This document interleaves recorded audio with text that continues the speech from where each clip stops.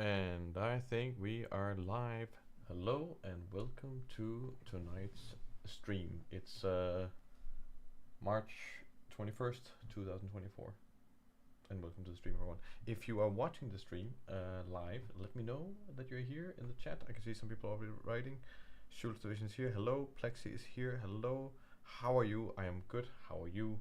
There we go, etc. Welcome to the stream. Just let me know you're here. Be nice to know, etc. I can see Healy is here. Hello, welcome to the stream, etc. So tonight's stream is probably going to be like all the other streams. It's going to be a little bit hectic and chaotic. We might work on something. We might just look at some things, etc. But hopefully it's going to be fun nonetheless. We the way the streams work, if you are new to the streams, is that I go on for about 2 hours or something, maybe a little bit more than that. 2 hours, and then halfway we'll take a little 5-minute break, so you can get a cup of tea or a bathroom break or whatever you might need, etc., etc., etc. And tonight we're gonna talk about world books. Yeah. So etc., etc., etc. Yeah, exactly. That's the core words. We're gonna talk about world book for maybe the first half or something, and then maybe we'll do a little bit of work in the second half or something. But basically, as you guys probably know, watching now, you probably know that I'm working on this little world called Black Horizon, which is a sci-fi project, etc. And I say this every time, just in case there's new watchers or viewers or whatever. That's just how it works. Very, very sorry to those who are like, yes, we heard about it. Please shut up about it. But hopefully it'll be good. You know, I have a lot of projects going on basically, and one of the bigger projects I have going on right now is, as I said, basically this world called Black Horizon. I'm just gonna bring it up here. How do I do that? Like this. There we go. And some of the work, as you can see on my ArtStation profile, that's probably the best place to see it, and it's just lots of these things. And for a while I've been thinking about, you know, transforming it into an actual book, like some kind of art book or some kind of world book or something like that.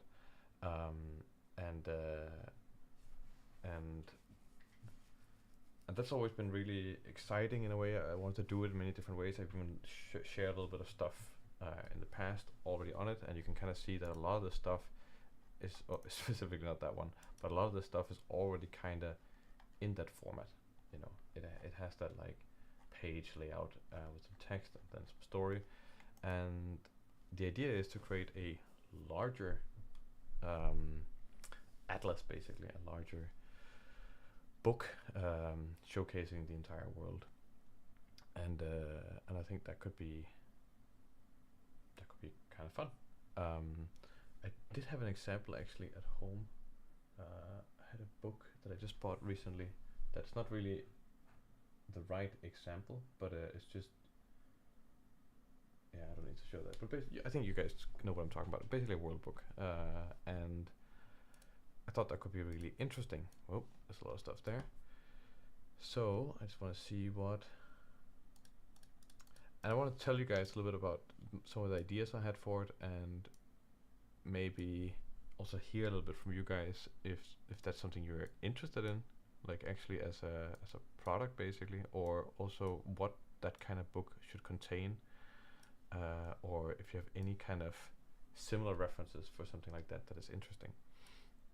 And then hopefully we don't have to talk about this for too long, because it can also get a bit dry, but and then we can do some work basically afterwards.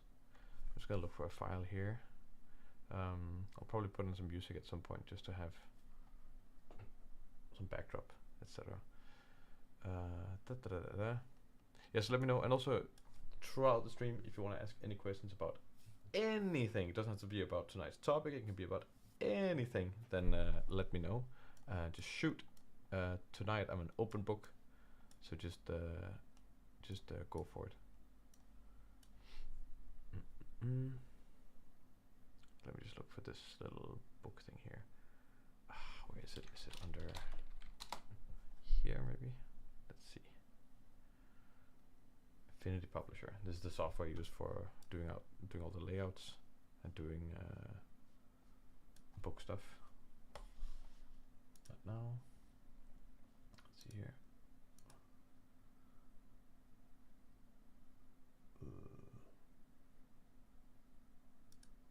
Is this the one?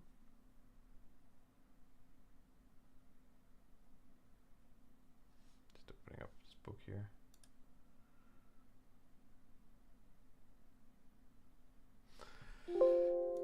Hope you guys are all doing well. You look fresh and ready for today's stream. Well, that's great. I think it's just because I managed to fix my lights. Close that. No. So basically, what I have is that I have this book here, and it's in a very early state of just me writing things.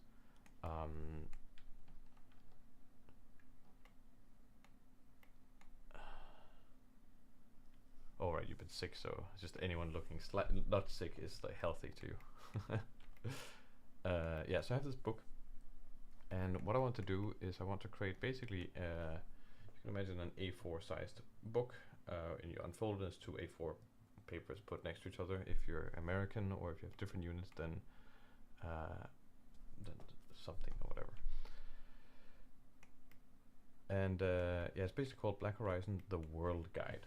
And I thought it could be super interesting. This software is called Affinity Publisher. It's kind of like InDesign, like Adobe's InDesign.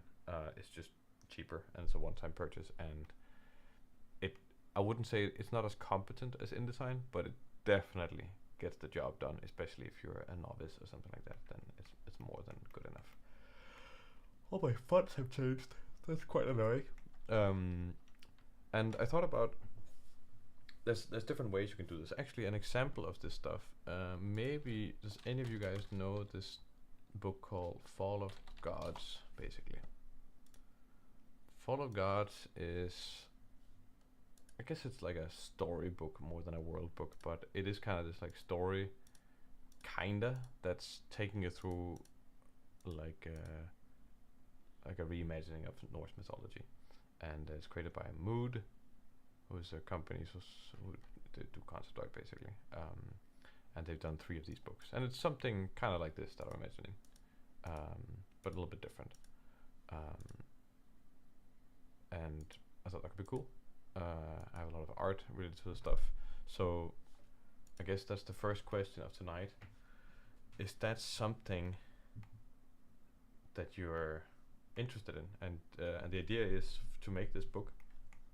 And it's basically going to be like a 1 to 200 page book that will be printed, and then you can get the book and look at it and have it as like a coffee table kind of book. Is the world book in question meant to be printed? Yeah, so yeah, printed. It would be a really cool thing if it did. Plus, you could try different book binding techniques like accordion binding, etc. Yeah, exactly. There's all that kind of stuff. Like an artist book. Yeah, it's kind of like an artist book. So it's like a mixed art and text book, right? I'm imagining that it could be, I don't know if any of you guys are into tabletop role-playing games, then it's the kind of book that maybe you could have, and you would have a solid foundation to potentially host a tabletop role-playing session in that world. You know, that happens all the time. People graph some kind of world or make some kind of world, and then they set some kind of, and they play in that world or something. And I kind of want it to be fleshed out enough for that. So it's gonna cover, you know, all the major factions, that kind of stuff. It's gonna create, like, kind of cover the overall layout of the galaxy, those kind of things, and then some history, like what has happened, like leading up to basically the current timeline or whatever. And you can be in any timeline you want, but the current timeline is the current state of the galaxy, so that's what the majority of the information will be. And then maybe some breakdowns of each faction, that kind of stuff, so you know a little bit about those things, breakdowns of etc, etc, etc. And then maybe some breakdowns of some locations, like some key locations, like is his volume low or is it just me? It could be that my volume is low. my microphone is a little bit further away, I can do like this. I can also do like this, or then it's gonna clip a little bit. Hello, hello, hello. Hello, hello. Yeah, maybe something like that. Don't know if that's better. Etc. So yeah, so some kind of physical book, basically. So yeah. And then I think the way I would do it is like I would basically make it a Kickstarter. I have kind of 50% of the material basically like made, like in terms of art, and I would have to somehow manifest the rest or something like that. And I think the way I would do it would be like make a Kickstarter and then do it that way. You know, find the money for it and then make the book. And Schultz writes, I actually made a book like this for my story to keep myself in the universe while writing, and added a timeline for me to remember the goals for the story. Yeah, that makes sense. Like, did you just make a digital book versus like did you actually make a physical book, or was it like just a digital book?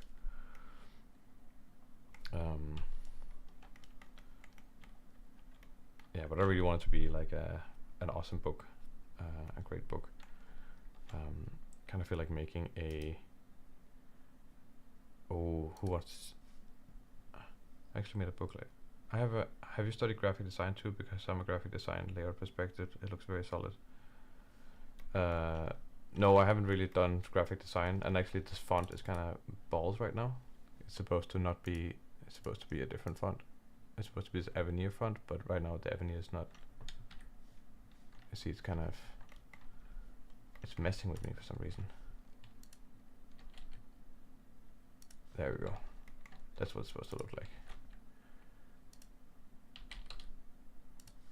Maybe there's a way of changing that so that everything. I haven't studied graphic design. I just done a lot of it over the years. Like I think I've been doing basically graphic design for I don't know, like 10 years, you know, and so I know a few tricks here and there. I do think it's a very valuable tool, and I also done a lot of like web design. There's probably a faster way to do this.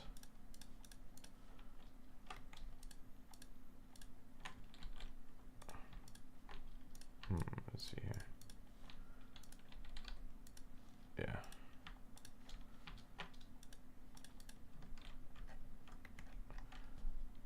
But yeah, basically, maybe I could do it on the masters. Up here, maybe. How did I end up doing these? Oh, I did them differently. Okay. Have an ear like that. Etc. So yeah, graphic design and presentation, super damn important part of your job. I think you can basically save any crappy design or concept with good presentation. It's kind of amazing that way. It can just make anything look good. That's how I make all my stuff. Basically, it's just that I refuse to finish them, and I just put some text and some stuff like this, and then it looks finished because there's some text, and you feel like, all right, that's how it's supposed to be. But you didn't see that I totally just, that's a blob, you know, and didn't really finish here and there, and some of the stuff is just a cube, you know, etc. Make sure your paragraphs don't end with the word being lone in the last line. Oh yeah, no, I think that's one of the last things that would happen, is like you reformat everything and do that in the end. At least that's how I would approach it. You have to put down the bulk text, and then you make it work. And that's kind of just like that. The final 5%, right? You go through everything. I was about to say that, Unge Danish slang for what?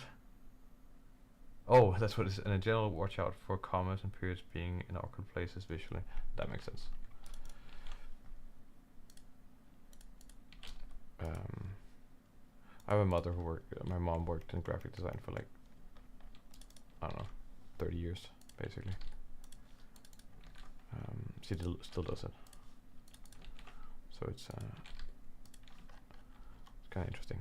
Oh yeah, I should just do it on the master. Avenir here and that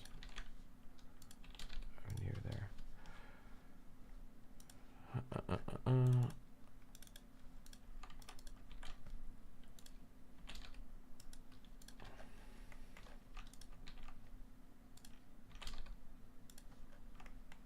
Yeah, all that kind of stuff there. Cool. So, hello, metal cockatoo.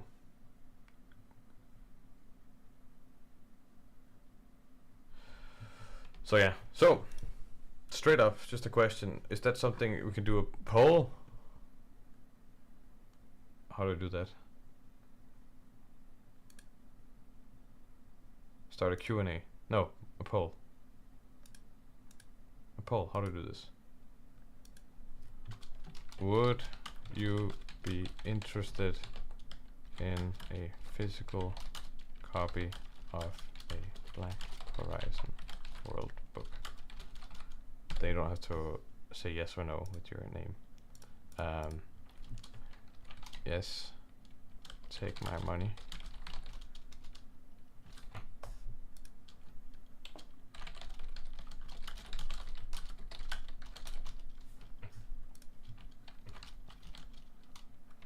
No,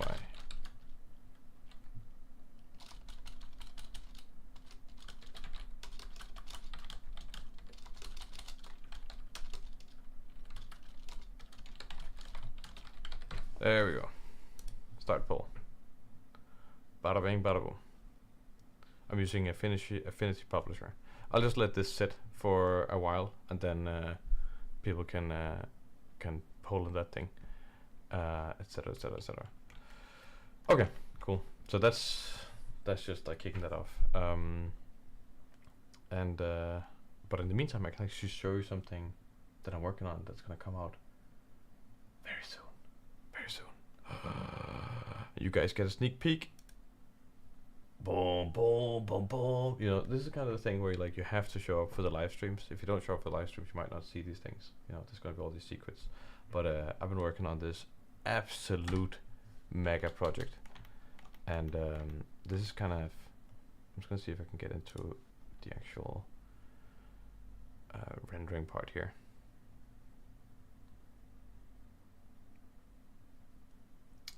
It's gonna take a while because it's a big boy.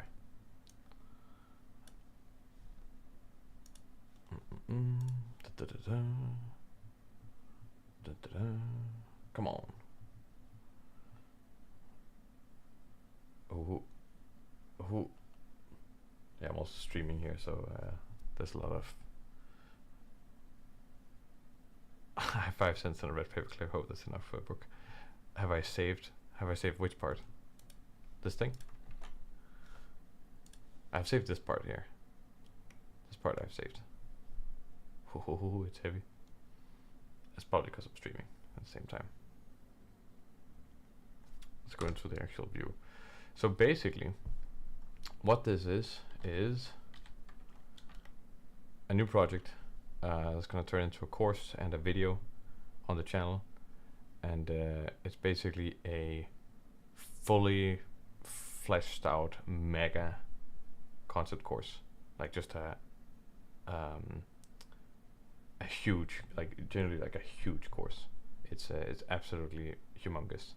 It's something like, I think the biggest thing I've ever done was the Game Ready Character course, which was 10 hours, and this thing is 40 hours. It's like 40 hours of videos, and it's kind of crazy. It's not a very kind of intricate, detailed environment, but all the techniques are very applicable. There's lots of different techniques to to dig into, and it's all kind of surrounded, or like, you know, kind of grounded, or like orbiting this central gate that is this massive demonic skull-like gate with all these like people on it, and you can see like just there's all these little demonic creatures here and there, and yeah, this is a pretty intense place. You see we have some demonic faces down here, etc. So that's pretty cool. And yeah, so it's taken me quite a while to make this, for mostly for the reason that I've been out and then I had to stop and then come back and stuff, but now I'm very close to wrapping it up. Hoping to wrap up the project itself in this weekend here, and then next week I can start actually making the video. And it has a lot of stuff in it. Like one of the things it also has is basically the creation of these guys, and these guys are essentially like custom 3D characters, like with these like gold faces and making their cloth and things like that, and then these camel-like things that are not just camels, they are a custom creature. You know, I fully sculpted this from the ground up, rigged it, and made it here. And this is not shown right now, but basically this is groomed also. You might be able to see a few hairs here and there, but it's fully groomed, which you can see when you actually render out the shot. I'm not gonna, I guess I could show that, but let's say how would I do that now? It'd probably just be like camel. Yeah, that would come from a different place. Yeah, these are just instances. Why do I have so much free time? There's nothing about animation. Nope. Do you sleep at all? Yes, I sleep at all. I just you know, I make some money making tutorials, and I make some money teaching, and that's my livelihood. It's not that I have free time, it's like it's work time. You know, I make a course and then I sell it, and then that's the way I make money. So it's like my job, you know. And sure, I made up the job, but it ends up becoming a job like anything else. That's how jobs work, etc. So yeah, so it's a very big course basically, and it's pretty exciting. And the next things I have to do basically is to get this out and put it into Photoshop and basically process it and do those kind of things. So this is coming up very soon as a course, and there's just gonna be so many like techniques and tips and tricks and stuff. I think it's probably the thing that's the most reflective of how I make everything. Like it kind of has the whole philosophy behind, and you can see here I've been recording. Let's see if I can find the actual material recording stuff. Yes, this is like all the stuff I've been recording. So these are like hours long, and you can see some of it here is like, I can show you, there's even some stuff on there's even some stuff on like sketching out the creature and stuff like this, and talking about some of that stuff and coloring and what to pay attention to and what not to pay attention to, etc. And the whole process of creating this like gate, you know, like how that all happens with reference, making these gates. There's just a lot of stuff, and then the whole like creature, as you hear this with the fur, etc. And then dealing with that and getting that right, and how to handle all those kind of things. So there's just like a lot of stuff crammed into one mega course. And yeah, I thought about the price. I haven't decided on a price yet, but it won't be, I mean, you know, you can, I think usually I price my courses pretty fairly, especially in comparison to other people. and also what you get. But I think it's, I don't know. I haven't decided, but maybe something like, yeah, I'm not gonna say a price yet. I don't know because I haven't decided yet. Because it's not completely done yet. I know when it's done, then I know how much it's gonna be priced at. But you can basically, it's 40 hours long, and some of the other stuff I've done is like 10 hours. So you can maybe imagine how much it'll cost, but then there'll be a little bit of a discount on that. And probably we'll do some kind of early bird discount if it launches, and then you buy it, then there's gonna be a launch discount. I think that could be nice. Okay, cool. So hopefully that's something that some of you guys are looking forward to.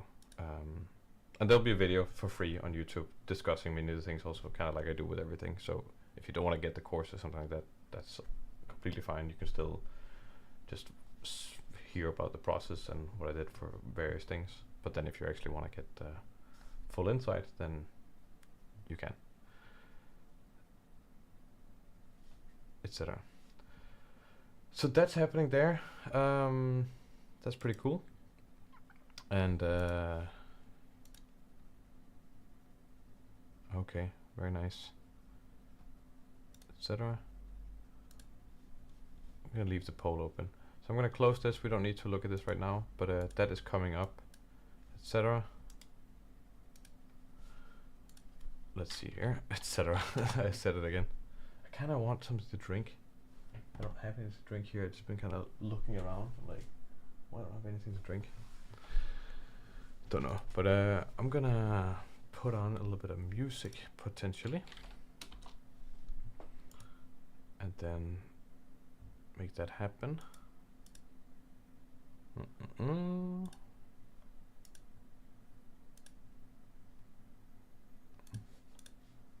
gonna open the stream here, music, stream playlist, and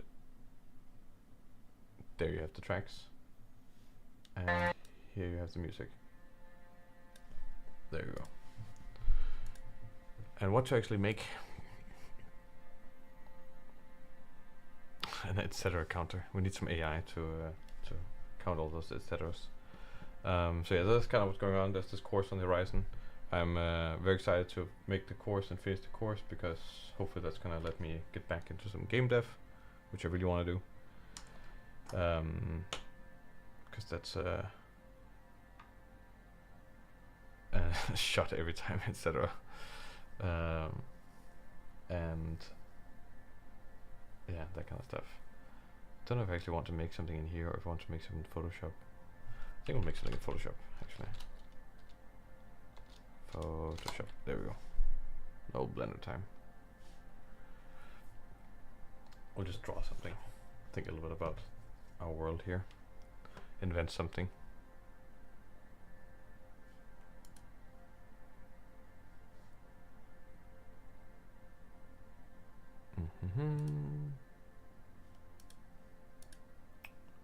Also, I'm on this terribly boring project of like gaining weight. Cause I'm I don't know if you noticed, but I'm like a skinny dude. I'm a little flaky skinny dude. And I'm trying to change that. So that's pretty fun. And you know, actually the biggest problem for me has always been eating enough. I just don't get, what the hell is this pen? There we go. I just don't eat enough. And that is tricky. Okay, cool. Maybe we'll put on like a little gray background here. Or just draw something.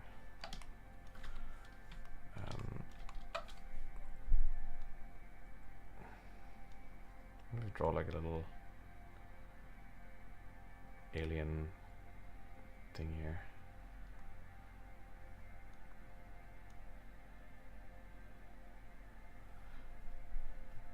It's just it was always a problem for me as a child. I remember my parents like being like really trying to get me to eat, as a challenge. It's like, no, I wasn't hungry, and I'm still not hungry. I'm just like, yep, this is fine. And going through that thing of just having to eat more is the worst. I hate it. It's literally the worst. It's so incredibly unnatural to me to eat that much, which is, I mean, and it's not even that much. It's just like more than what I'm used to. But my goal is to put on basically half a kilo every week, and then I'm exercising, like training. I'm basically doing a calisthenics program. And I've done that before. I've been bigger than I've been now, but then that's kind of been supported by regular exercise, and then just a bit healthier routine of like eating and just like other people making food for you. But now I'm kind of a little bit more like on my own in that regard. So I want to get out of that kind of habit. Is my health okay? Yeah, my health is fine. My health is, I mean, I have this really funny thing where like I have a tendency to eat a lot of snacks and candy and shit and sugar, and for a while I thought I was going diabetic, you know. I was like, oh yeah, I'm gonna be a diabetic. I have diabetes, whatever. And then I had some blood samples taken for a different reason. For why was the reason I had blood samples taken? Something to do with weird nerve stuff. And basically I just had a pinched nerve, which was my own fault. But I had to have some blood samples taken. And then I was like, oh my god, that's gonna show.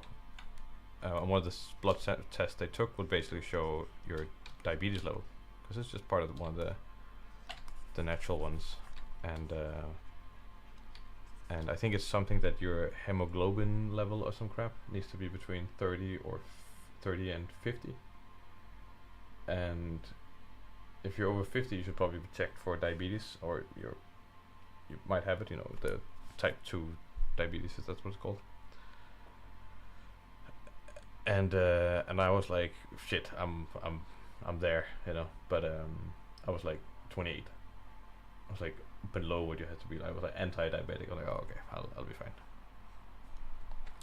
Do not take health advice from me. You know, I'm just saying that, etc. I used to eat a lot growing up. 500 grams of pasta every day in the afternoon before dinner. A family-sized pizza was no problem. 120 centimeter of diameter size. Can't even eat a whole regular one today. Damn. Damn.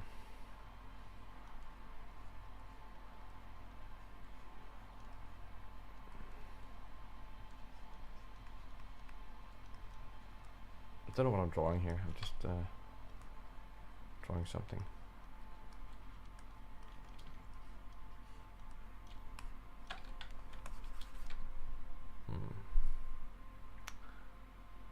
But she's also, what, 2 meters tall? I mean, plexi rights. I think if a dietitian knew what I ate, would shoot me with a gun. Great. So basically to lose the weight, shoot the weight away. The only time I ate adequately was when I was on my anxiety medication. Right. Yeah. So my advice is get anxious and start taking meds. Joke.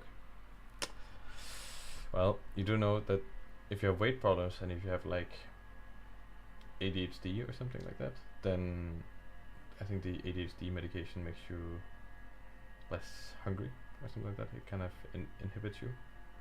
And the same thing if you just do drugs. So you see.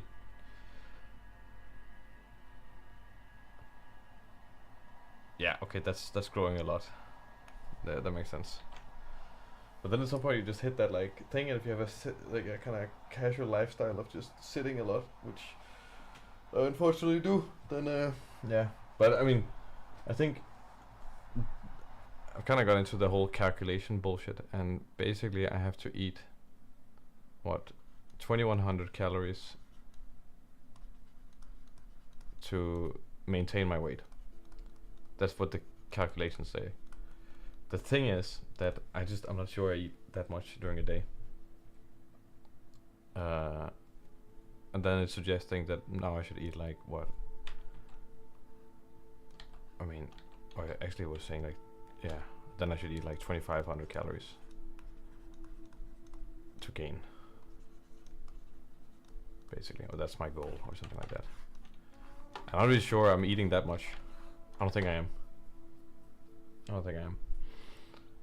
And I have no problem doing like exercise and stuff. It's just about committing to it. I have done before, and I wasn't gaining weight, but I think I wasn't gaining as much weight as I wanted, but I was just really bad at like eating. So I'm gonna control my diet. I'm not a picky eater. I just hate making food, and I hate eating the food. You know, it's like if the food is like heavy to deal with, then it doesn't work for me. I get very tired of eating the food, and I think I feel when I'm full very fast, and yeah, and I always had this idea that like maybe I was drinking too much fluid before I was eating the food to and that was kind of filling up my stomach while I was eating. But then people were like, no, you should drink more water to expand your stomach. I'm like, but maybe I just need to drink more water in general to deal with that. You know, but that kind of stuff. Those are things. I'm kind of interested in maybe something with an arm. What if there's this kind of weird drug that people took? Or not a drug, but like a psychedelic or something. I guess that could be a drug. But then it's like a creature you put on your arm.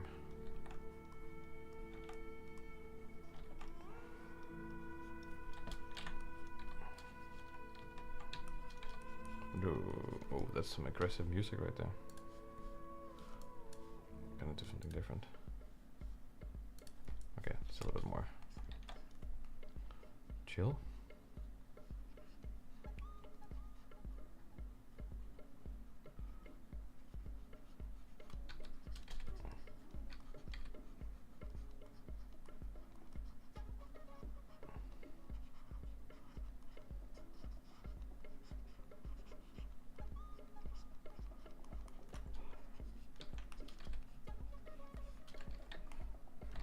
Okay, let's say you have like that going on. And then I have some veins here. Etc, etc, etc. You have your bicep there. You have a tricep kind of on the back there. Okay, so that's your arm there, right? We're like, okay, what if there was this little creature that you put onto your arm? Maybe not red, maybe like, and then it kind of sits here or something like that. And it's basically like a thing people, I guess it's kind of like a what's it called, leech.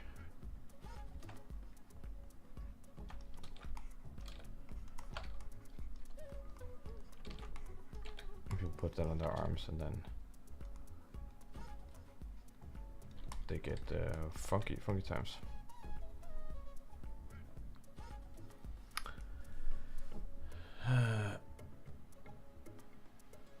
We need to have a chat session live stream.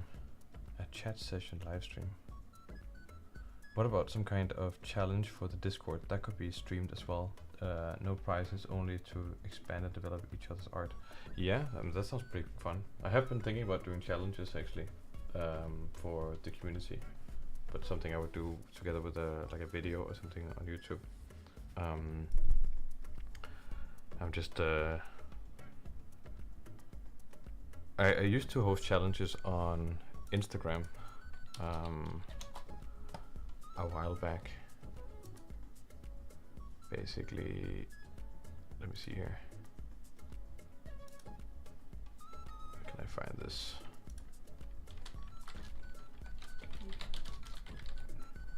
Back in 2020, I did these challenges where I posted a like a prompt. Let's see here. This is a while back here.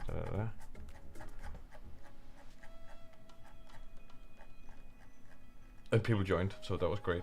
But then I was very bad at sticking with it, so because I got a job and stuff. So it was like, oh no, now it's no more.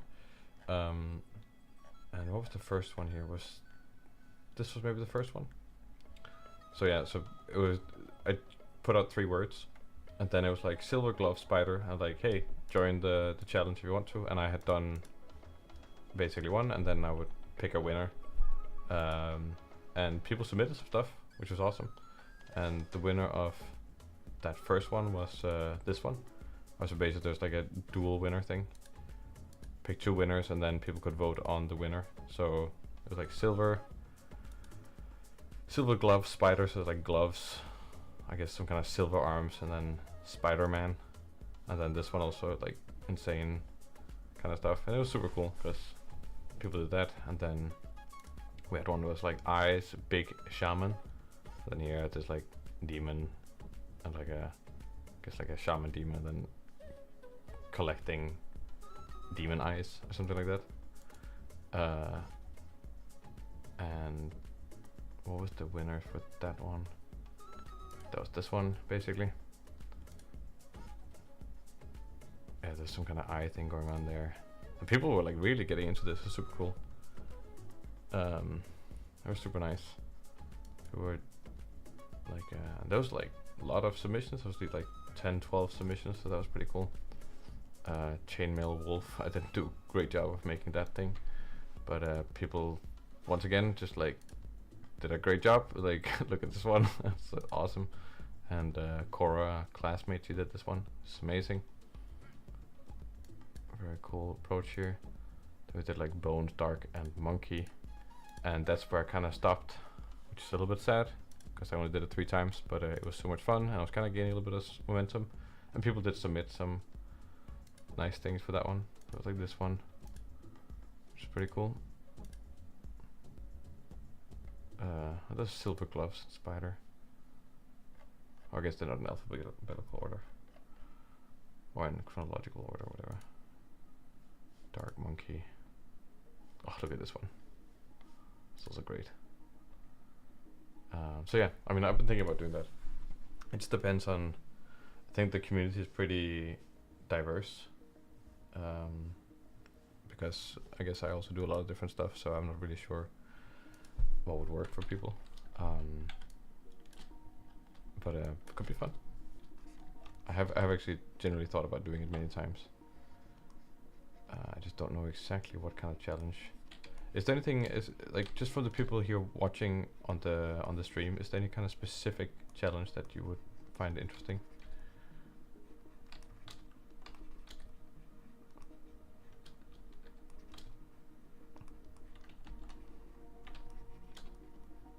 Oh.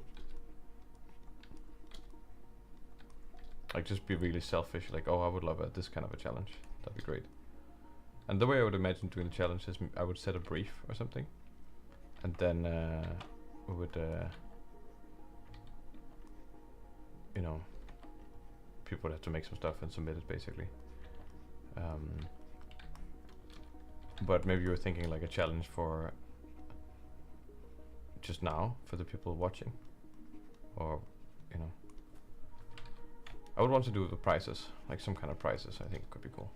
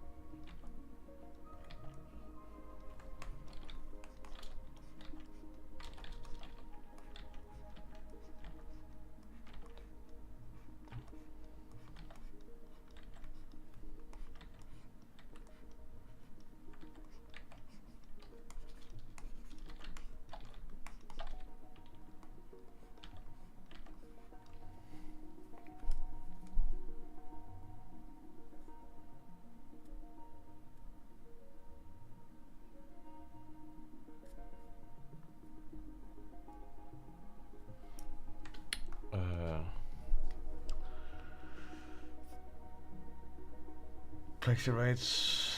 I don't know if I'll be able to join the challenges. My art style is very different to all of this. I mean, you can try if you're interested, then you can just try. But if you're also like, nah, I'd rather do kind of what I'm doing, then that's fine.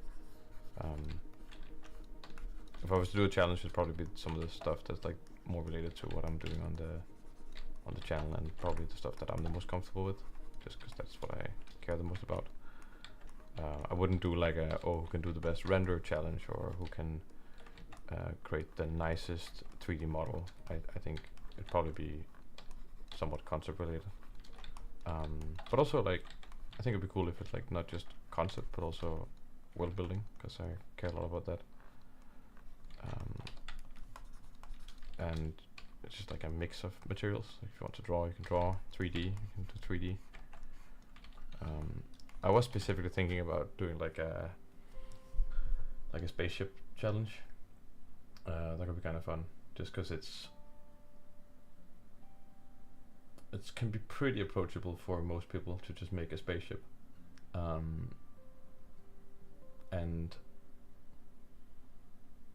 you can do a lot of stuff with it basically.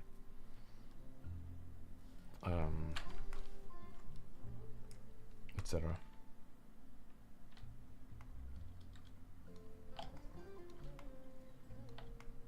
Shade on rights. I'd like to sort of create your own faction, sort of like a mix of environment and character with world building.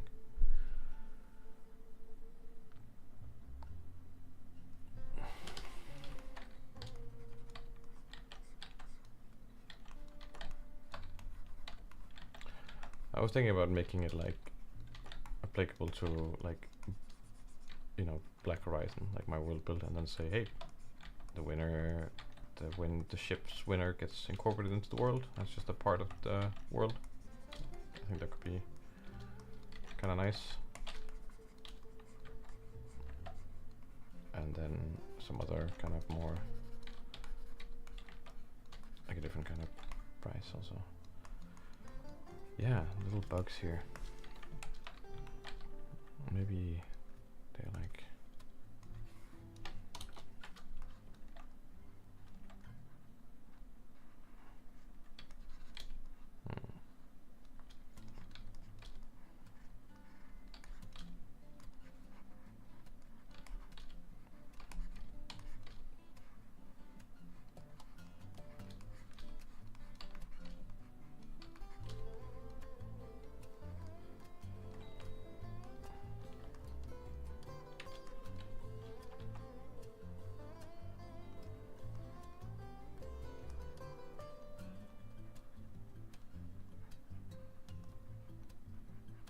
see here.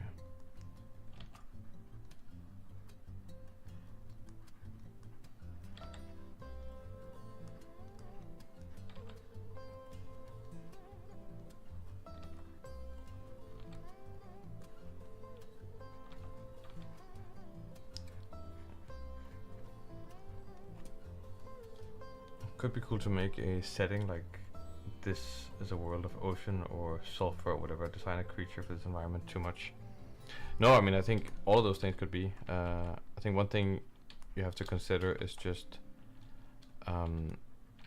typically with these challenges, you don't want to make it too overwhelming for someone to join, especially if you're doing a challenge for the first time. It has to be very manageable, and sometimes making an environment could just be a lot for a lot of people to add. It's like to ask of a lot of people, especially if it's not a very, you know, high profile challenge. Like there's kind of the, you guys are familiar with the stuff that Punisher does, the what are they called? I don't know what the challenges are called, but they did a bunch now, right? And like that's a high profile challenge, like community challenge with great big prizes and stuff, so they can ask a lot more time of people to invest, because people are like, oh, it's worth it, and I'm probably gonna get some exposure or something like that. Like I wouldn't be able to offer the same thing, but it would be fun. I would really like to do it. I think that it could be a lot of fun.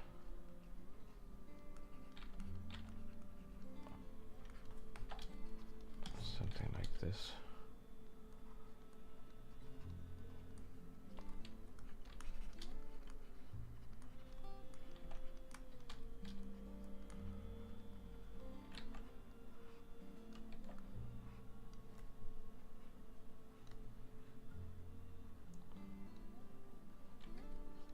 I don't know if it has eyes even. It doesn't need eyes. I don't think these are eyes, these are just like little features of the underside of it.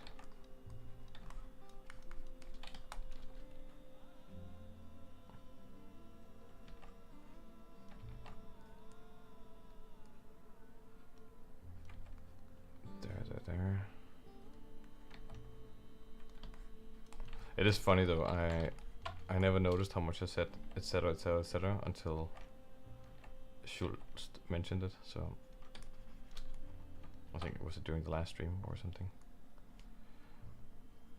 or during the visual stream, or the lecture, the visual design lecture. There we go.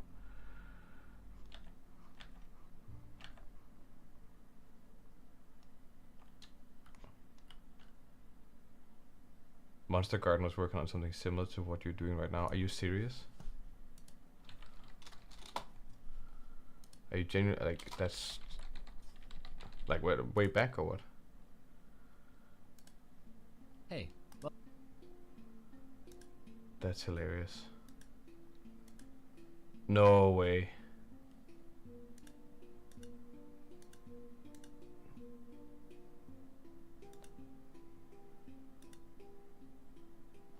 No way.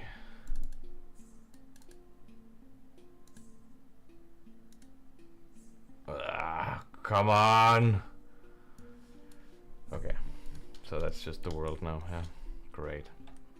I mean, and the worst thing is I could easily have, I didn't see it, but now I saw it and I'm like, okay, great. I mean, his is great, you know. It's I just seen his video on like doing coins. That was pretty cool. But yeah, I guess we'll just have to make it cooler.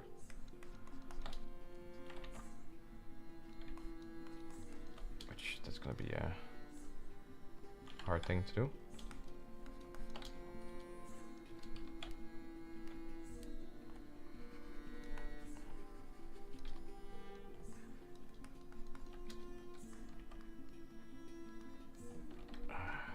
This needs to really be like a point, like a sharpness point here.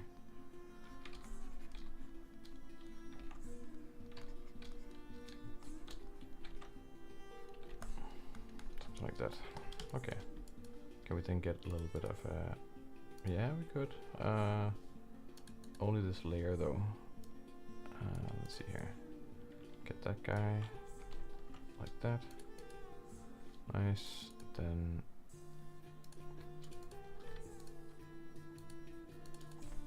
$50 maybe.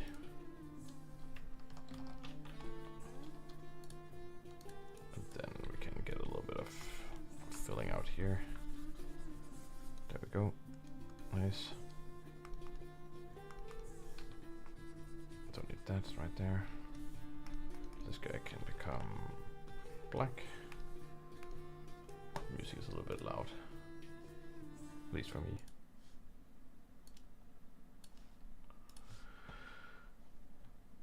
There we go.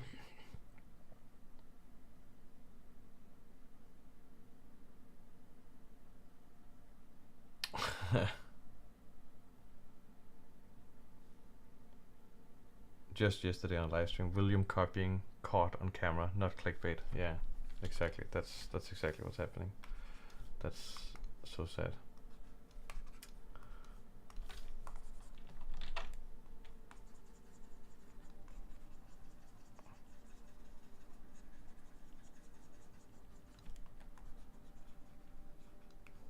Did you guys watch the lecture on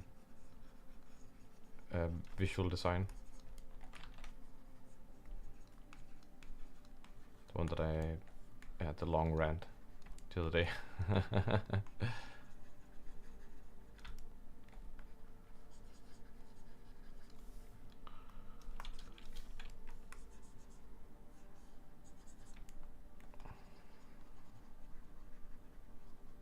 Something like that.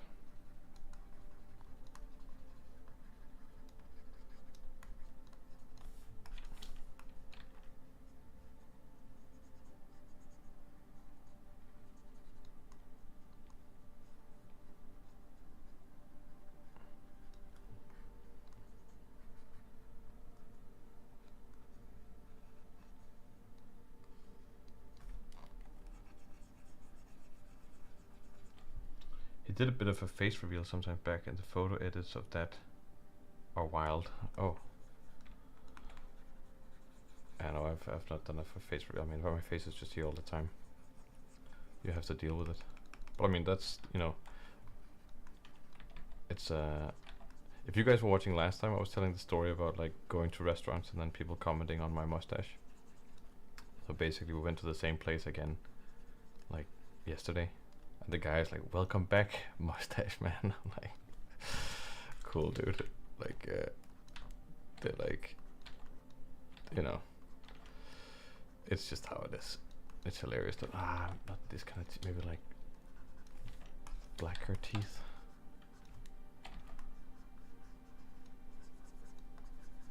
Like that.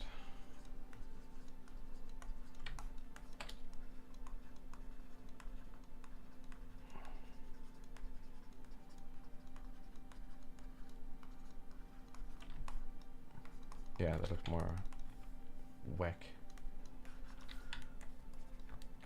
And you kind of want to just a little bit of color into that.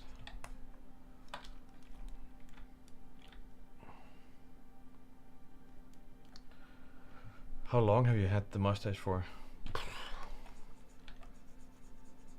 I don't know at this point. I think probably 6, 7 years. I also sometimes not had it, but I think over the past 3 years I've just like, that's just become my identity. And then I've just had it consistently. I do feel like shaving it off all the time, because it is annoying when you eat food, but now it's just part of my look, and people have grown accustomed to it, and it makes me very easily recognizable. And as someone who somewhat lives off being a person on the internet, then that's not a bad thing. It sounds really, it's a really annoying way of like deciding what you look like, but I'm just like, it's not easy to kind of make it work on YouTube. I'm also like kind of bad at it. I could do a better job, but it's just, it can be really draining. Because you have to be just on. You can't just sit by yourself and just make all the mistakes without anyone seeing. Like you have to show everything perfect all the time, especially when making videos. You know, you're making videos and then you make sure that everything is kind of perfect, and that's somehow just really stressful. I mean, I think it's like the result we end up getting is nice. I think it's nice for you guys, but it's quite hard work, and this is why I just can't do it that much. It can be really straining just being perfect. Even if you're manufacturing that perfection, it's just like, you know, just there's a little bit of you know, my regular process is just so much more chaotic, and I guess you're seeing a little bit more of that on the streams.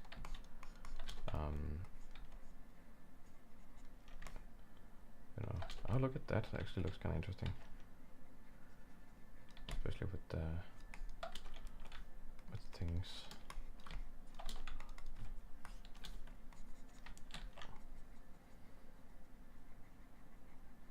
Some kind of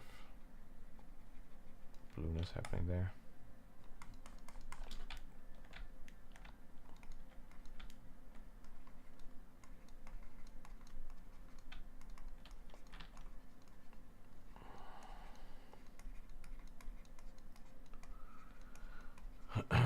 I do like teaching though. I think teaching is pretty nice. Can you remember the shape of your upper lip? I've forgotten how my chin looks. Can you remember the shape of your... Here's my upper lip. Like that.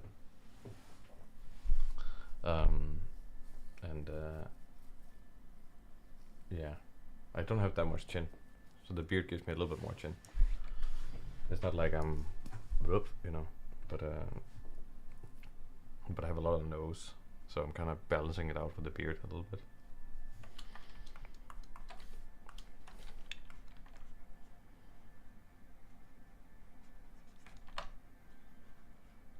Yeah. I've also been very heavily thinking about mentorships. I mentioned it a few times, but I'm pretty interested in doing that. I'm probably gonna announce that at some point in the near future. The kind of mentorships I'm imagining is like basically one-on-one mentorships, so not a class. I have tried doing the class thing before, and it can be nice, but it's very, very intense teaching people online, because as a teacher, when you're just like talking in a direction and there's just a bunch of little faces on a screen or something, then there's kind of like a disconnect between what you're teaching and then how people are reacting. And as a teacher, you really live off the fact that there's people there to respond and kind of engage with, and that's just like a lot harder when you're online versus teaching in person. Really like teaching in person. It's super fun, but that's just more something that happens in a school or something like that.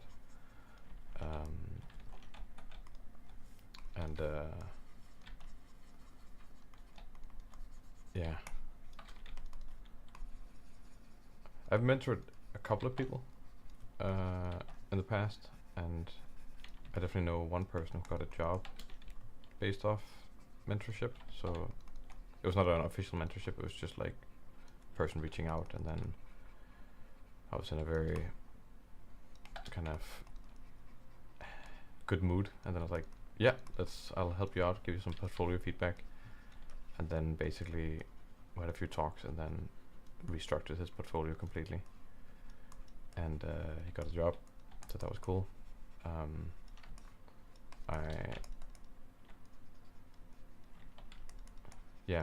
I think that could be pretty cool. For 100k, shave it off, okay, then go back to 80k subs because people won't recognize you, then grow it back. I think that post-quarantine will all have established how terrible long distance anything is. Yeah, exactly. Shade on. I would love a mentorship. Well, that sounds great. I was thinking about doing mentorships in 3 different ways. Basically offer 3 services. So one would be like a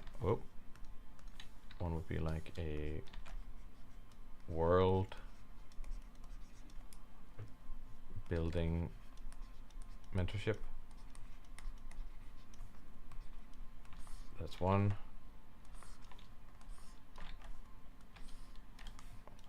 And then I would do a concept art mentorship, and then I do a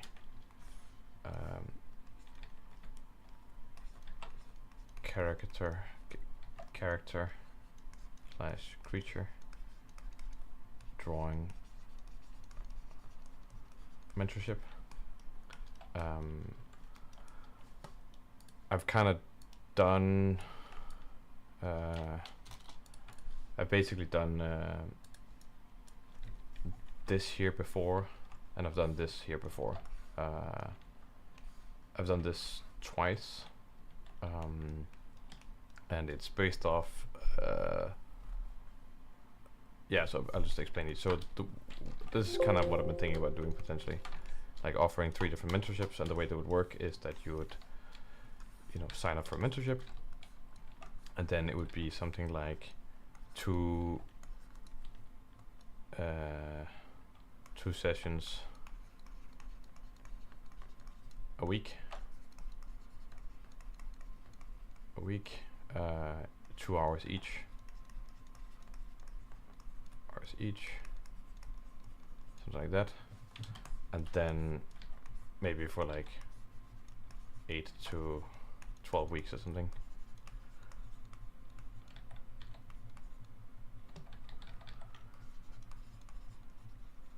Something like that.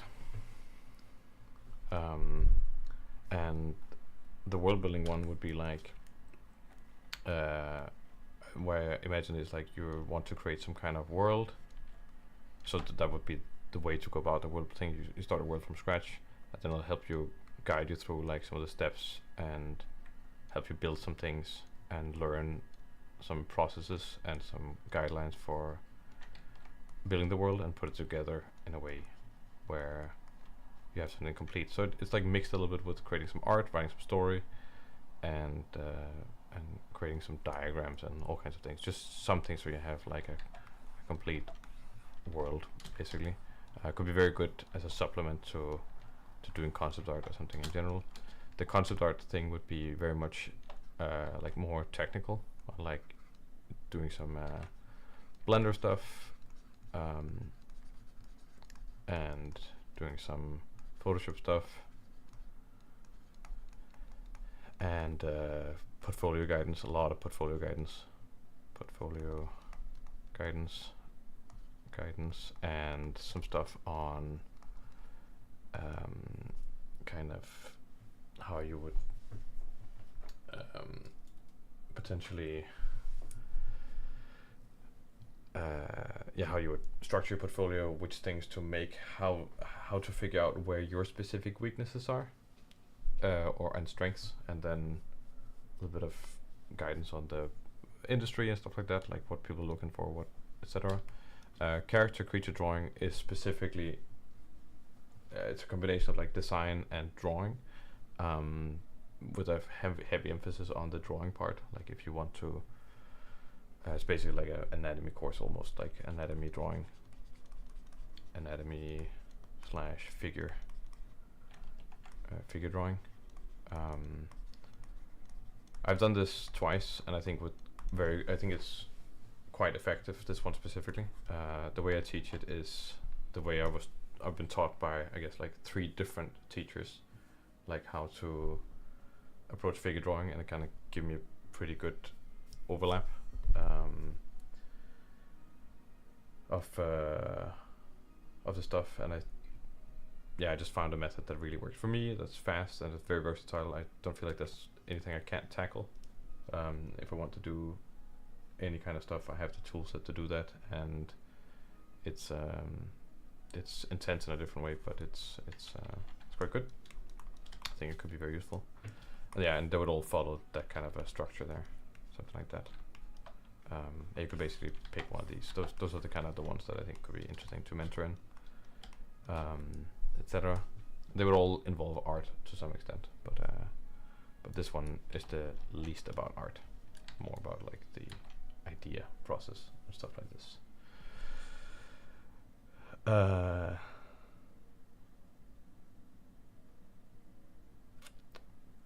Shadon writes, I'd love a mentorship. That sounds awesome. Oh, by the way, I want to ask, are there any master's degree courses in animation in Denmark? Because there's very new things, so courses are really scarce and a bit superficial from what I've seen.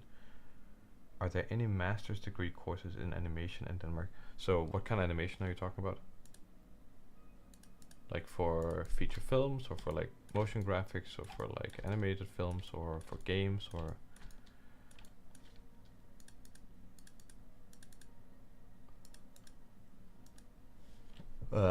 yeah, just think about that answer. I will take a 5-minute break, and then we'll come back. So just think about it.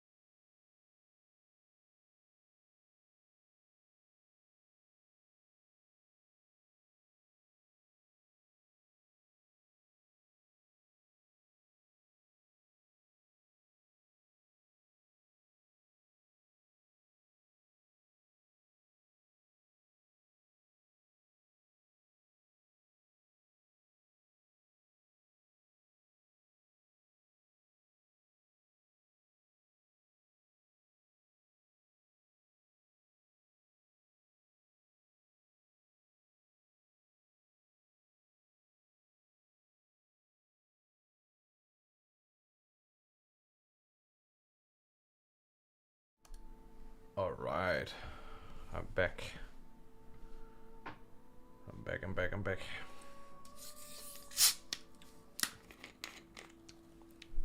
Got something to drink also. No raspberry drink still. Been drinking a lot of Danish water. It's not called Danish water. It's called sparkling water. It's just in Denmark. Sparkling water is called dansk vand, which is translation is to like Danish water, which is just a really weird way of, I don't know why it's called that. That's the word for sparkling water in Danish. It's like really dumb. But then because we mostly speak English in the household, then that's just become our word for sparkling water. It's just Danish water, which is kind of funny. Yeah, so the question you had, Plexi, master's degree in animation. I think there's a very big difference between 3D animation and then motion graphics. Motion, because it's just the industries are really, really different. So motion graphics is more like maybe something you'd find in, it's just a specific skill, and you're using more stuff like After Effects or maybe even Cinema 4D or something like that. And then same thing with animated topography, those kind of things. That's one thing. It's like motion graphics. I would call all of that motion graphics. And then there's 3D animation in terms of like animating characters and like other stuff that has to be animate that thing. And I don't really think there's any education that kind of combines them. I do think the fundamentals of animation applies to everything, but I would say more like the fundamentals of character animation maybe also applies to like motion graphics and topography as opposed to the other way around. However, the tools associated with motion graphics and stuff are very different from the tools associated with 3D characters.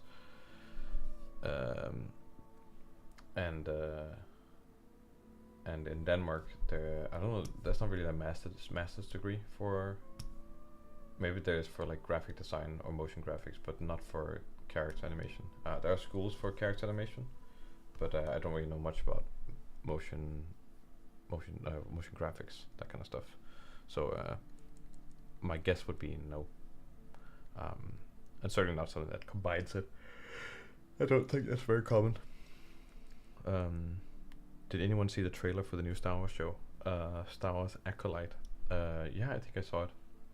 Who's actually making it? Because I think that's kind of the stuff with the Star Wars shows, is like who makes it. Have you guys, okay, big question to everyone. Have you guys watched, we're gonna do this live, Ranker. Is that what it's called? No, not Ranker. Tier list. Tier maker, that's what it's called. Okay, sure, accept. Star Wars.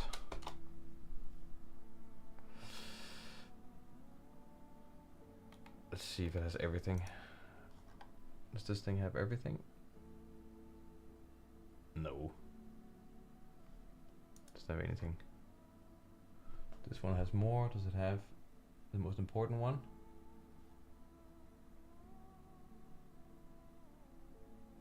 It does not have the most important one.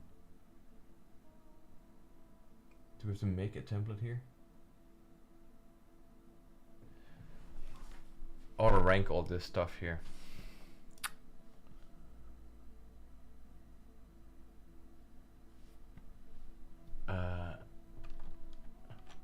Why is Andor not here?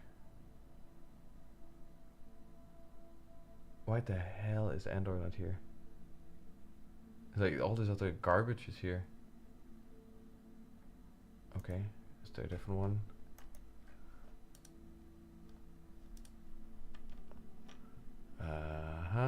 Popular, recent. Star Wars.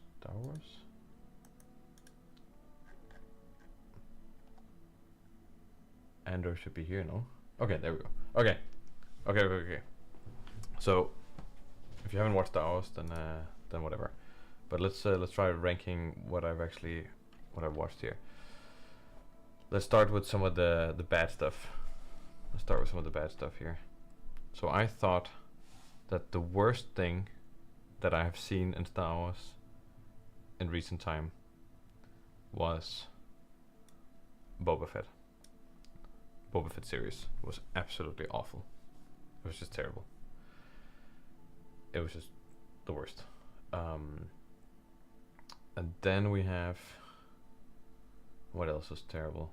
Is anything equally as terrible? I think the Obi-Wan Kenobi show was pretty bad. It really rode it on like nostalgia, and it was kind of like good character presence, but then just a terrible show. Was there? That's how I'm gonna rank them right now. Then we have Rebels had a terrible first 2 seasons, and then it kind of caught up. That's fine. Clone Wars was overall stronger than Rebels, I would say. So we're gonna put them like this. I can't remember. Is this worse or this worse? I don't really know. It's just terrible. That's the Clone Wars film. Not a great film. Then we have I actually very controversially like Revenge of the Sith the most of the films. That's actually my favorite film. Then I think it might be Empire Strikes Back, I think. Empire Strikes Back. But then something like, I actually might like A New Hope. Phantom Menace more than I like A New Hope. I know that A New Hope is quite classic, but it's not like the most amazingly. I think I like Return of the Jedi more than I like A New Hope. And then the second Clone Wars film, or the second Star Wars film is wait, Return of the Jedi. Not that one. That one's terrible. That was terrible. And then, why is that an S tier? That's not supposed to be an S tier. That one is here, maybe. That one is there. That one is.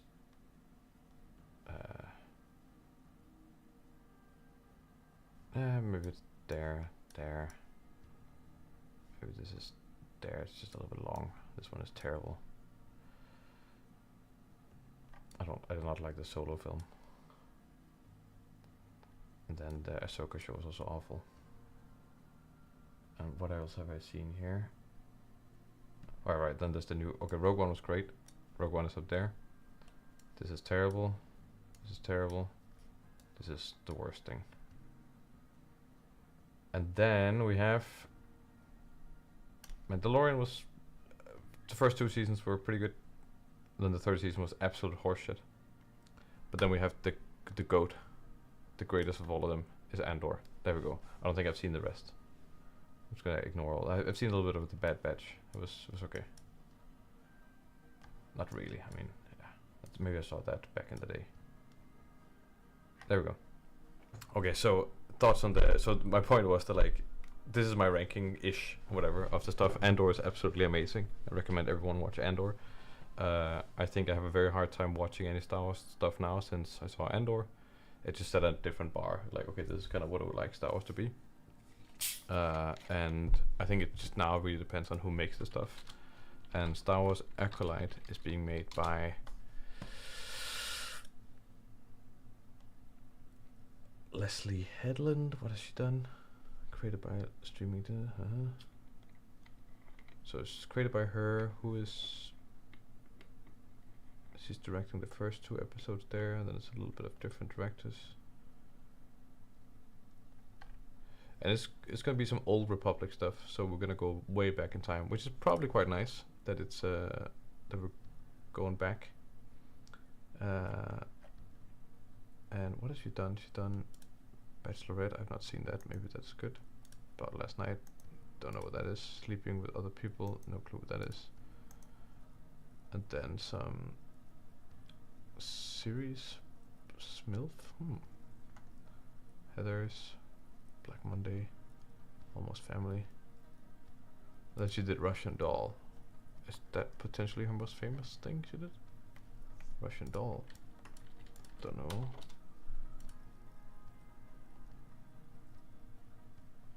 Maybe could be good. It's a different, very different ensemble. She's very unpopular. Okay, but then it's It was terrible. Andor was kind of this under the radar show. People were like Andor. Who the fuck cares about Andor? Oh yeah, right. Andor was in Rogue One. But Andor is a show. Like, first of all, it's Tony Gilroy who wrote the screenplay for Andor. Tony Gilroy. He also wrote the screenplay for Rogue One. Or credited as a writer at least for Rogue One. And Rogue One was definitely the best written of all the films, of all the Star Wars stuff, until Andor. Also, the way they made Rogue One and Andor was kind of based a lot on Rogue One. They started doing the VFX really differently. Just gone were all the green screens and the volume stuff that they were kind of pushing in Mandalorian. They were just like, let's just work with real sets and then incorporate things.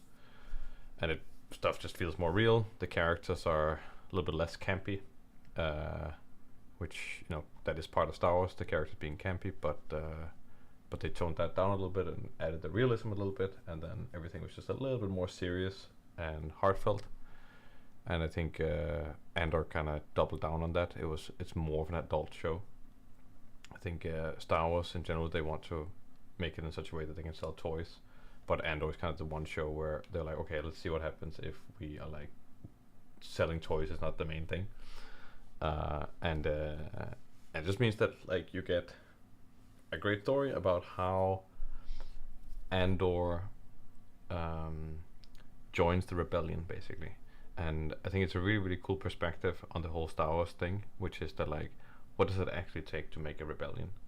And that is the thing that it explores, and it's much more kind of Game of Thrones than it's Star Wars, and I think that's kind of the cool thing. And I hope that they double down on it even more in the next season, and they will only do 2 seasons because it's just that kind of a show. And it's very interesting when we all know that Andor will, we know Andor's fate in Rogue One.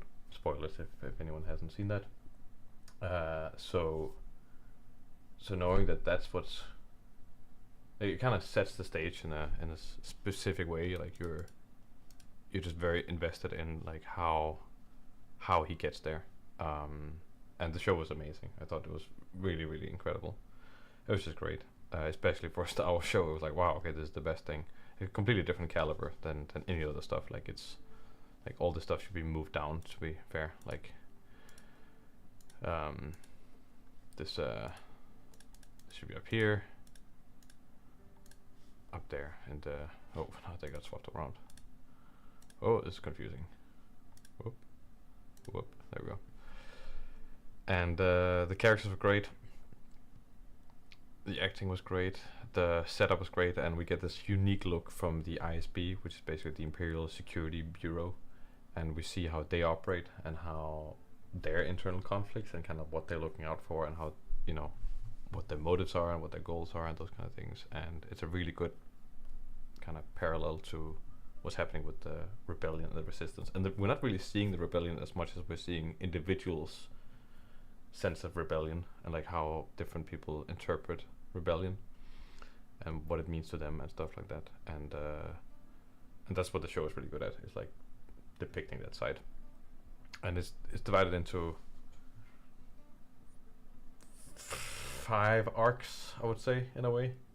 Like it has 5 distinct things that are kind of happening, and it's kind of like a 4-arc structure and then an ending. But yeah, Andor's great. I hope for more shows in the caliber of Andor.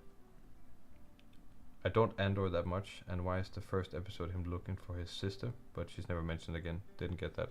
So basically, I mean, that's just to let us know kind of where his mind is at.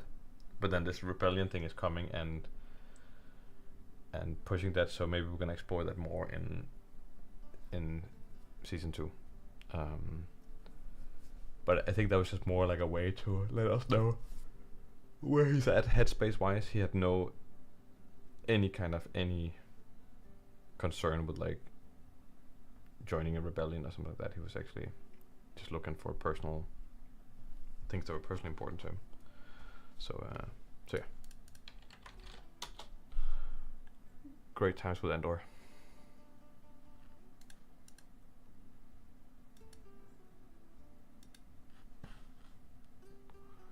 Okay, so that was that. So now I'll go back to this.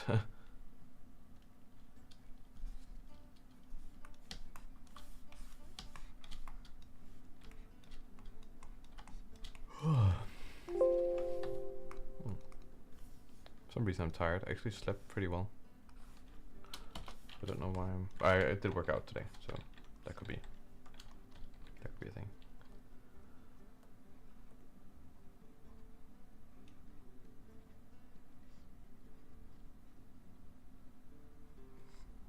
Oh, another little beetle guy.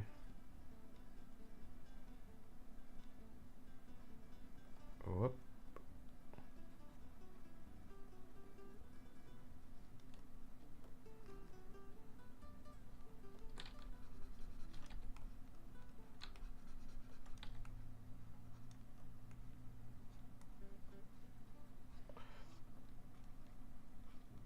There we go. There we go.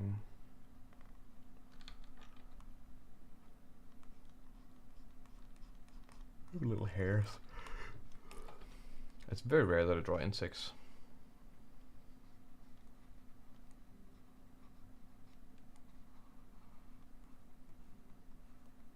It's never been my forte.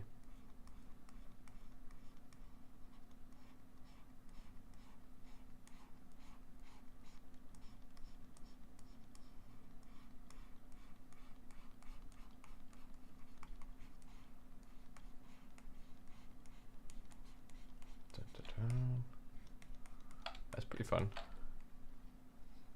You do get these crazy shapes with insects, or like insect-like things.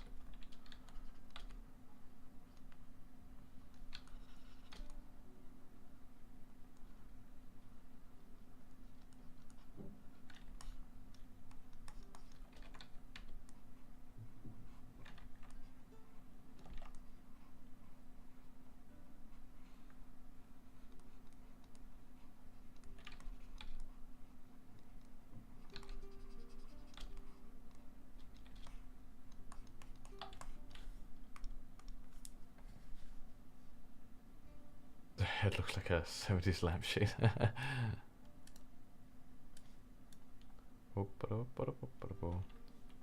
see here. There we go.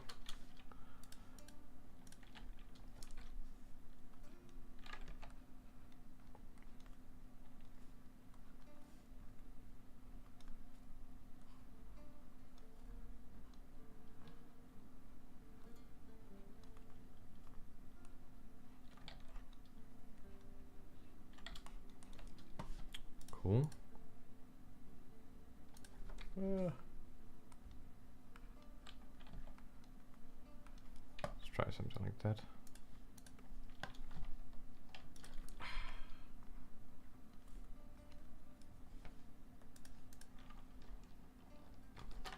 I'm not in my most I don't feel like I'm kind of back to the whole live streaming flow yet. So I feel like I'm warming up to it again. Just when you have a bigger break of like not streaming, then it's kind of like, all right, how was that done again? Last stream was decent actually. Ended up being pretty fun.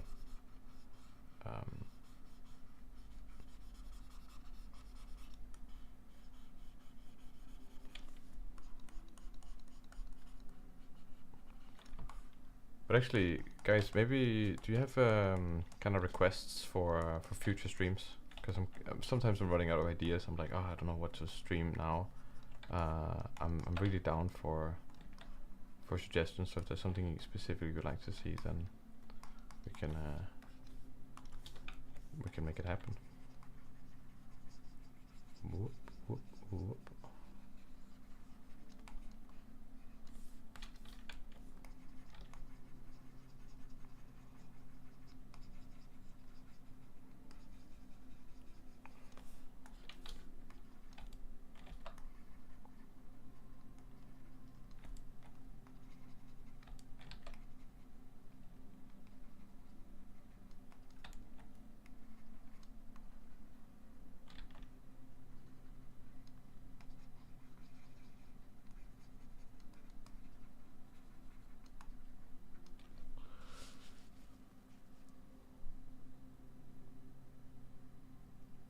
Making a composite image in Photoshop. What do you mean?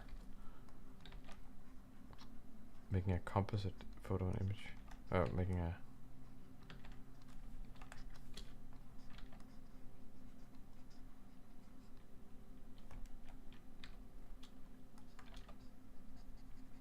Yeah, I'm not quite sure what specifically you're...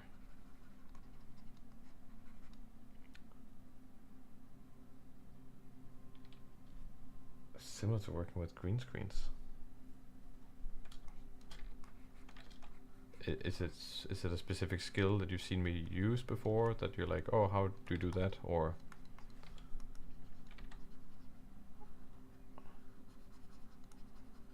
I don't really know what that would be. I guess maybe the closest thing I would guess is like I'm not that advanced in Photoshop, to be honest. Like I'm kind of just using a lot of basic tools to get the job done.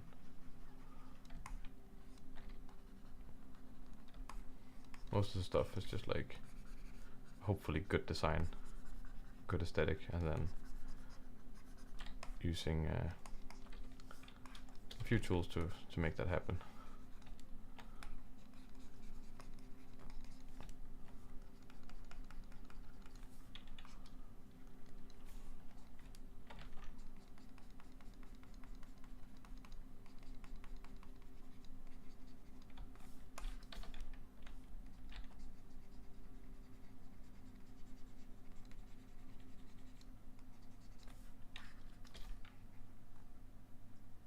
I guess so, and like adding shadows so that it doesn't look super imposed.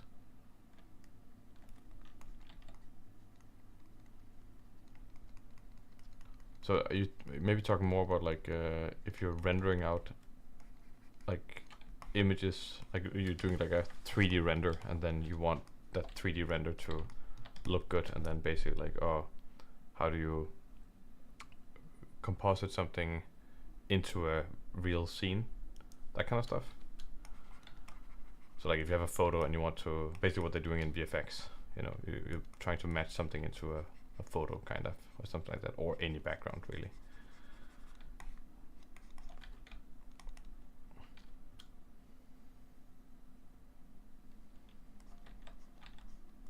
Right, okay. Yeah, I mean, I probably what you want to look at is like, I think the Blender Guru kind of does a lot of stuff. I don't do a lot of kind of compositing work like that. That is what I would call compositing work. Like almost just like VFX compositing work. It's not really my forte. It's I'd also like something about making stuff with blueprints. About making stuff without blueprints, like vehicles, cars, etc. Making stuff without blueprints, right? Okay. So like design, basically. Real. Okay. I don't know anything about that. Like making like an actual car. I don't think I've ever done that.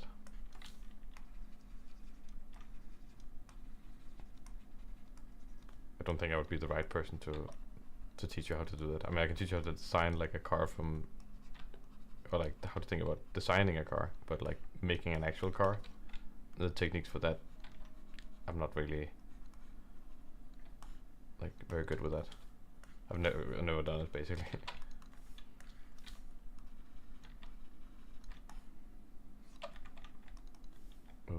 Oop.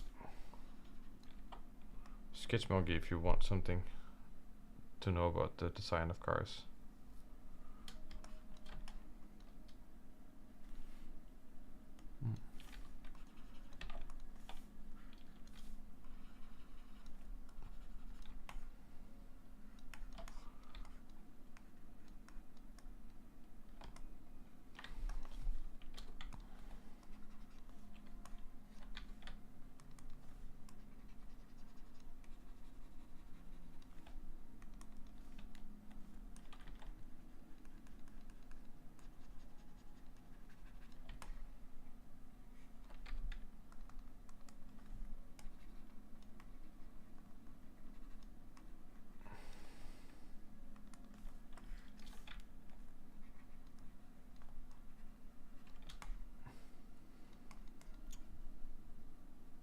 Sometimes it happens that I want to make a real car in Blender but don't have the blueprints for it.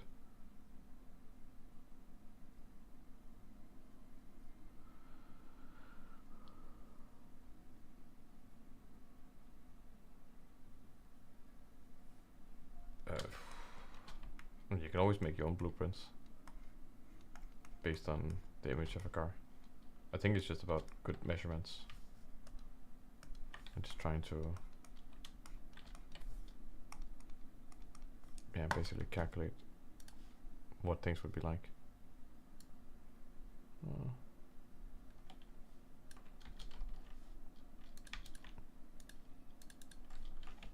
Little bug guy. I can do a profile on this one up here. Whoop.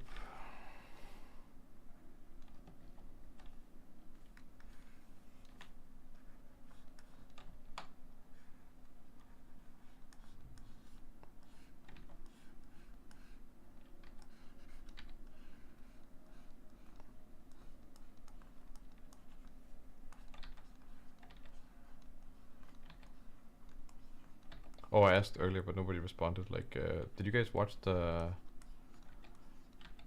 live stream lecture on visual design?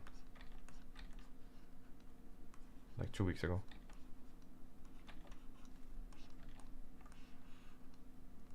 Or did anyone watch it?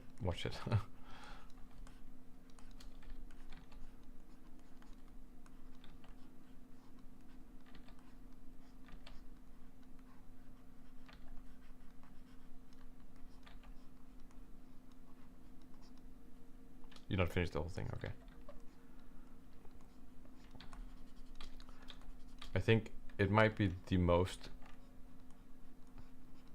essential thing to design whatsoever, and maybe the most important foundation. And a lot of times you can be really like stuck with like thinking about you know, like, oh, am I using the right tool or the right technique, or does my rendering look good enough, or does my colors look good, or does my image have the right?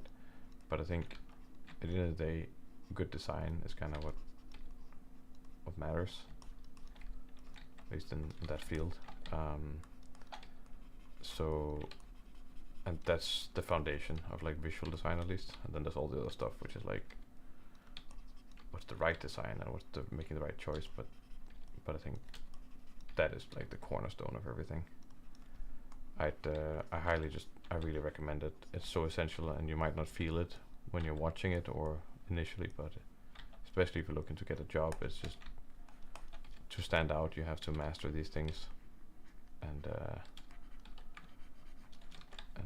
I can very confidently say that they are the foundation of everything.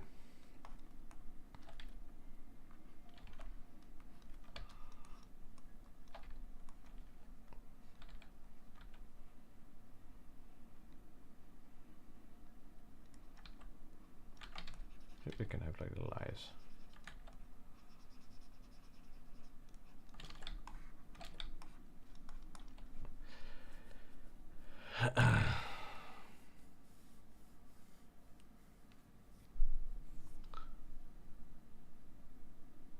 Okay, nice.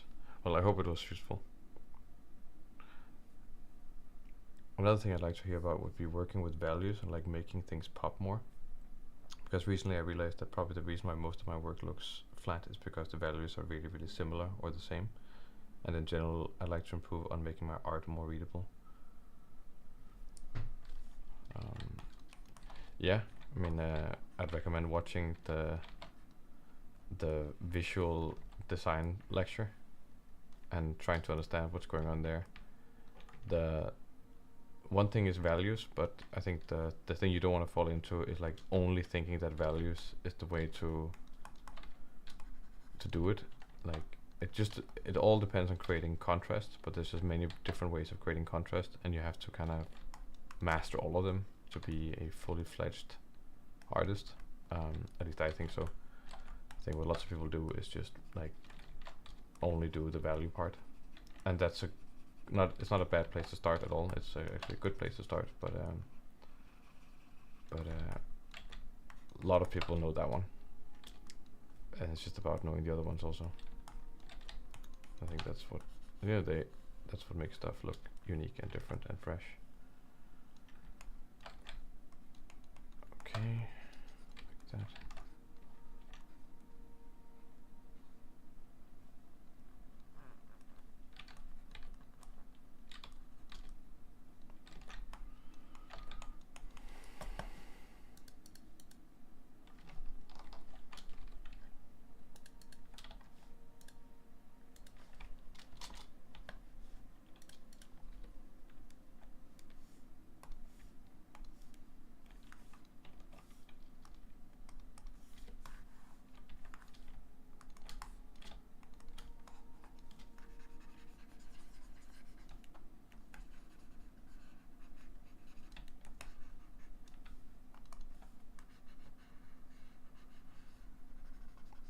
So there.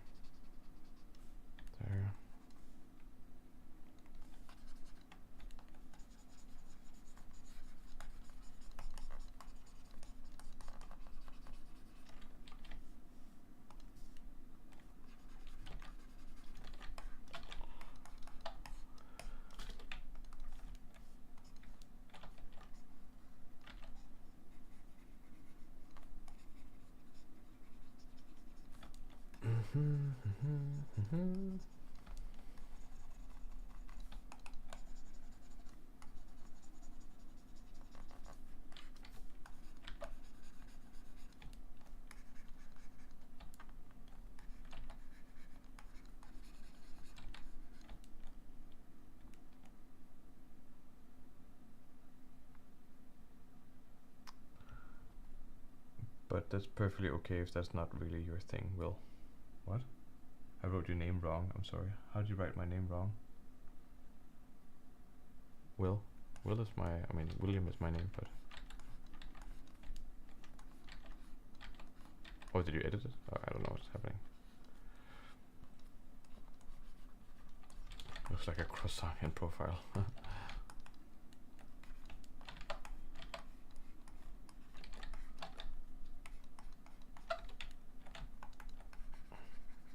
Oh, Schultz, okay.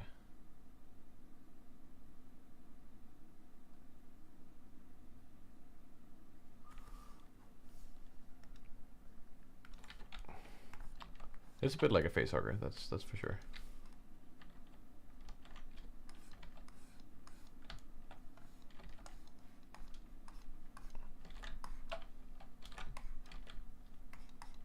We should have that dramatic color change here.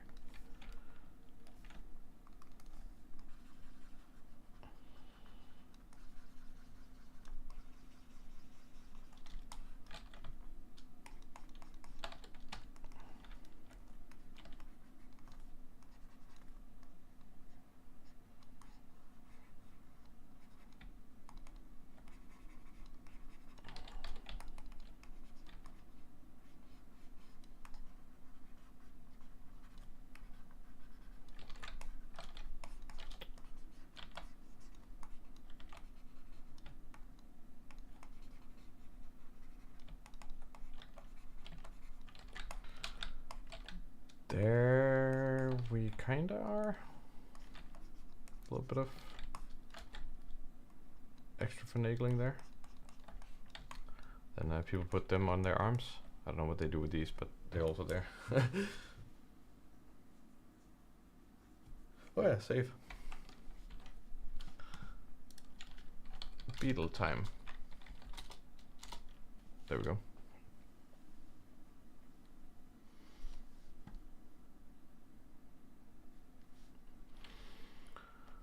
I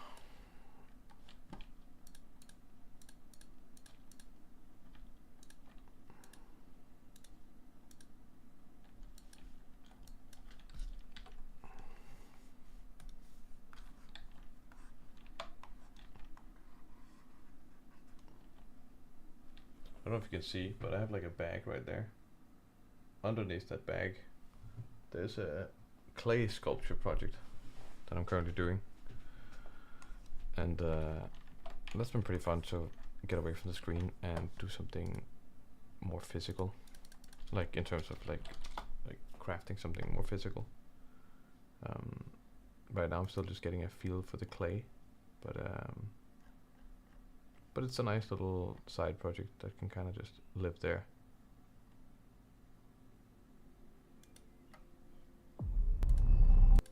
Also, there was a new Alien trailer, right? I haven't actually seen it.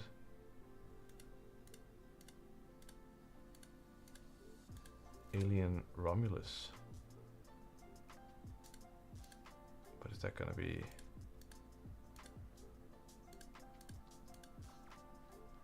Alien Romulus?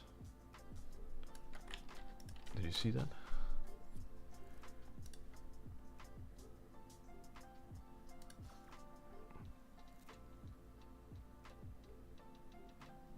New Alien project.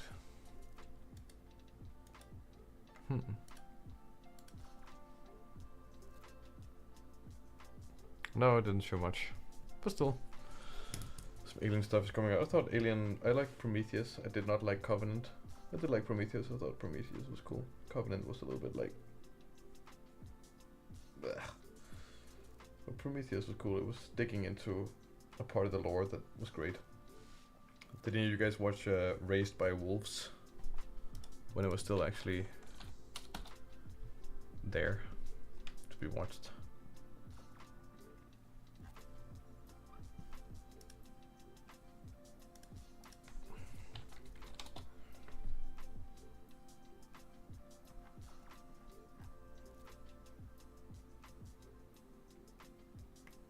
Awesomeness.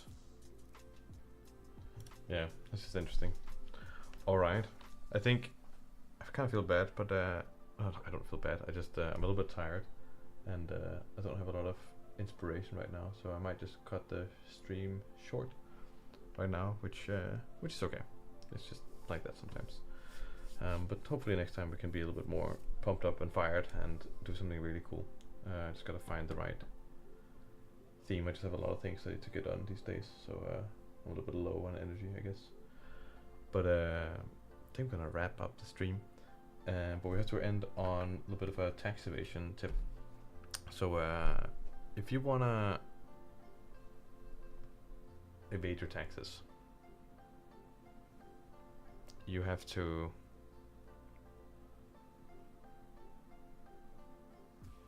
how do you actually to come up with some extreme measure?